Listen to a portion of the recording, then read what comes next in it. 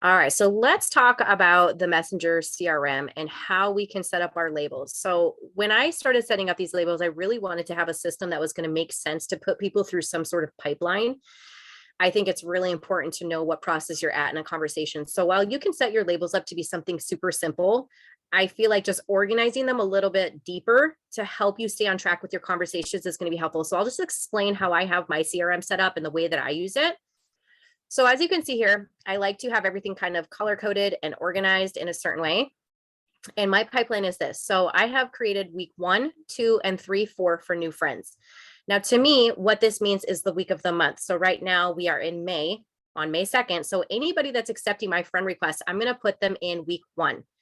Now, this is going to look different if I'm adding people and I'm using a bold message, like maybe a bold reach out about my go cards, for example. They're not going to go in my new friend, because if I use the broadcaster, my conversation is going to look differently for somebody that I haven't really been having much of a conversation with versus somebody that I've already asked them to take a look. So if I've been using my connector and I sent somebody a bold message, ask them to look at, what it is that I have, I actually, when they accept my friend request, move them into the ask folder. And anybody that I've asked to take a look, I'm going to leave them in this folder until they respond to me. So what this is for is when I'm using more of a warmer approach. So a lot of times, because I have 2 different businesses, I might use a little bit of a warmer approach. Maybe I'm looking to connect with entrepreneurs and my message will be really basic, like, hey, Nikki, I was just scrolling Facebook and I came across your profile. I really love your energy. Hope you don't mind the ad. I thought it'd be really cool to connect. Nikki responds, raises her hand, and she says, hey, thanks so much for adding me. Of course, I'd love to get to know you. Nikki's going to go in week 1. Right? Again, it's going to look a little bit differently than somebody I'm going to put in an ask folder. So now I know, okay, Nikki and I haven't really had too much of a conversation. She's going to stay in week 1 until I have time to get back to her. I also like this because I'm not touching base too often and I'm not touching base too infrequently, I guess you could say. So now Monday or, the 8th, whatever, when I go into the second week of the month, what's going to happen is I'm going to go look here in my new friend folder. Who have I not finished having a conversation with? And I'm going to go in there either manually by clicking on, the number to go to each individual profile and pick up the conversation where I left off. Or I could even use the broadcaster to send out a very generic message. Like last week or over the weekend, I was reaching out to like my week 3 friends, for example. And my message was really generic. And it was just like, hey, Nikki, I just wanted to stop in and say hi. Hope you're having a really great week. Do you have anything fun planned this weekend? And anybody that I sent that to, I knew that it was all people I was using the connector with that were entrepreneurs. I automatically had the broadcaster move them to a warm-up folder for MGC so that I could find out if they are using tools, if they need tools, and pitch them about my go cards. So the broadcaster sent a very generic message to my week 3, moved them for me to here. And what's nice about this now, when I open my messenger and I'm having conversations, I already know I haven't asked this person yet. And I was intending to ask them about my go cards. So every week I'm looking at the prior week and I'm getting each of these buckets empty. Each of these folders are getting emptied out so that it can be freed up for the next month. The Engage, this is what I was using to go through my current network. I had a lot of network that I was circling through that I just have been on my list for years. And I didn't know if they were looking for anything, if they were a good fit for what I have. I don't really want to join and do business with everybody. I want to know, like, and trust who I'm doing business with as well. So a lot of my network I was moving through here. And in the beginning, when I first got started, I started going through and labeling people in my messenger from like maybe the last week. And then I went to my profile, to my friends list, and I started typing in the names of my customers, people that were my builders, people that were my family, and putting them in a label first. And then instead of spending time labeling 4,500 people, I used a very generic broadcast to reach out, like, hey, Nancy, I just wanted to reach out and say hi. I'm trying to be super intentional connecting with all my friends this year. What have you been up to? Are you working on any projects lately? And that way I was moving them into whatever week it was, same concept, week 1, week 2, week 3, week 4. And I left them in there until I decided what I wanted to do with them, which honestly, like my Engage folder, because it was a lot of my old network, they kind of just sit here and they're my fallback feature, right? They're the fallback labels that I talk to. So outside of that, I did create a label for sent me friend request just to kind of track and organize someone who sent me one versus if I sent them one, and they kind of stay in there until I decide if I want to ask them to take a look at what I have. Label me is what I was using when I set up the broadcast originally to help me get people labeled, right? So that's where I would go and decide to move them to Engage 1 or move them to, Mellow warm up or MGC warm up. it would automatically move them in my broadcast to label me. So I knew every day when I looked at my messenger, oh, this person needs to get moved into the label that corresponds, right? And if they didn't respond, they stayed here, because that way in another month, I sent another broadcast to try and connect again with the people in my network. And if they weren't responding, I could then delete them, right? So now getting to the pipeline. So this is what I feel is my pipeline. And I really think it's easier to go with new friends through a pipeline than it is to go through your current network, in my opinion. But I'm still putting around with my current network, but they go from new friend to determining, okay, do I want to warm them up for my current opportunity, or do I want to warm them up for my go cards? So I know, again, automatically when I open my messenger, this person needs to be asked if they'll take a look at what I have. So I have two options. I can go in here manually and message each one of these people to ask them, like, if they're using any tools or software, or I could just create a broadcast and send it out that says something like, hey, when we were talking the other day, I forgot to ask, like, are you using any tools right now to help you automate? I know that I haven't asked them yet. I know that they don't have any tools that they're using yet because they're in this folder. And I know that because of our prior conversations that we have.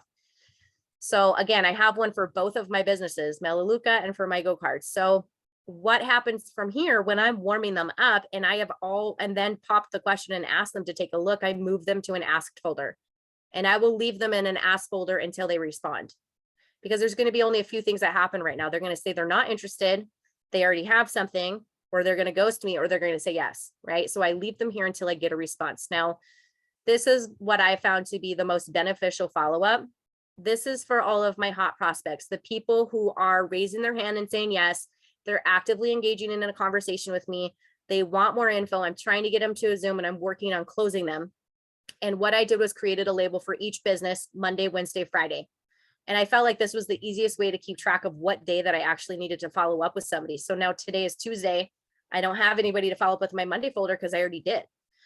So yesterday I went and followed up with the majority of people, and most of them weren't ready yet. They hadn't watched the video. They needed to set up a time to Zoom. They were still looking, they were still thinking, but they are responding to me.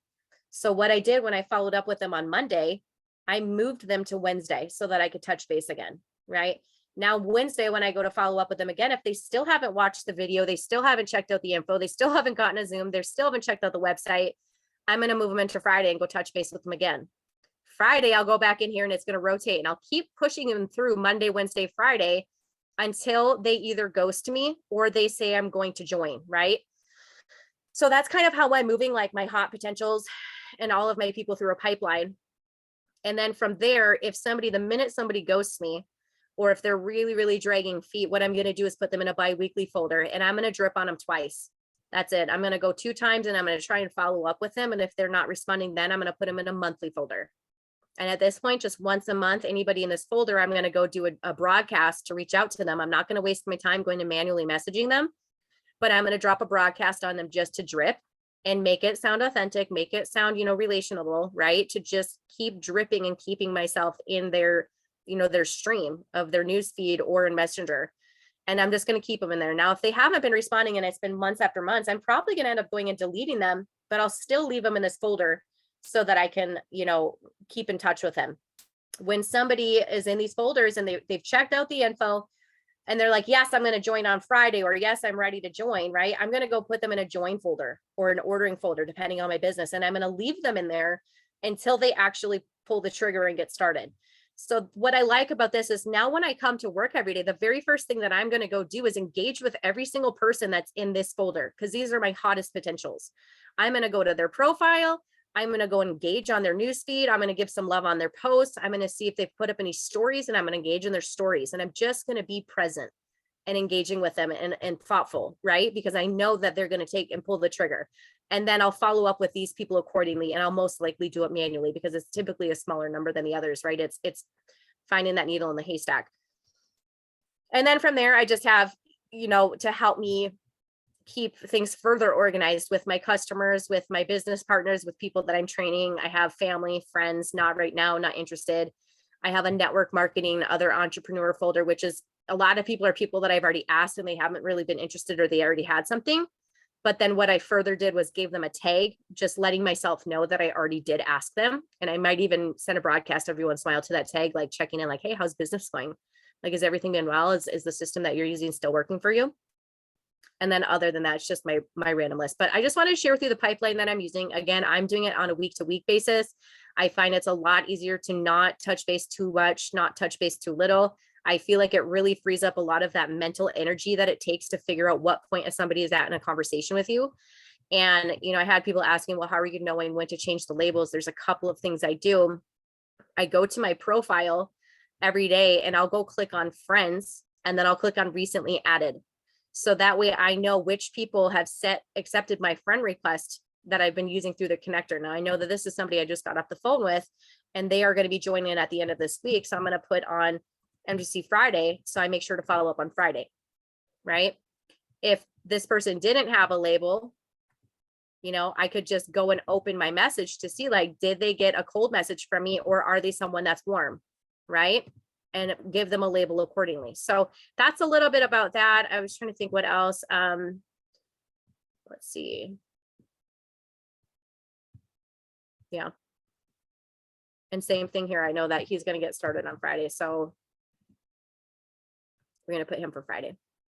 So that is how I use my tools. Hopefully that is helpful for you. I think it's just important, again, to kind of think about the long-term picture when you're talking to people and having conversations. How are you going to keep track of people that you talked to a year ago? How are you going to know which part somebody is at in a conversation? Because somebody who's said, yes, I'm interested, is at a very different place from somebody who's engaging with you and asking a lot of questions from you and actively talking with you about what it is you're doing. So if you can find a way to separate these people in a way that's going to help you use the broadcaster and the tools for follow-up, like ultimately that is really the end goal. So hopefully that helps somebody, and feel free to reach out and ask any questions if you need anything.